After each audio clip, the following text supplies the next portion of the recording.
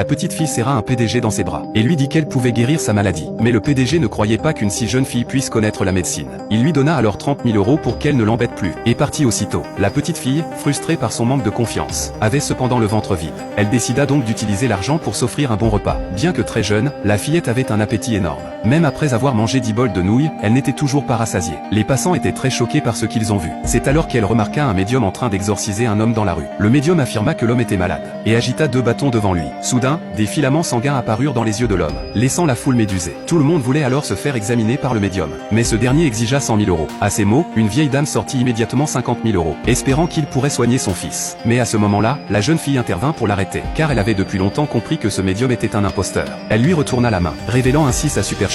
Sous les accusations de la foule, le médium n'eut d'autre choix que de s'enfuir. Pour la remercier, la vieille dame invita la fillette à dîner chez elle. La petite fille, encore affamée, accepta volontiers. En voyant tous les délicieux plats préparés par la vieille dame, elle se mit à manger avec voracité. La rapidité laissa la vieille dame stupéfaite.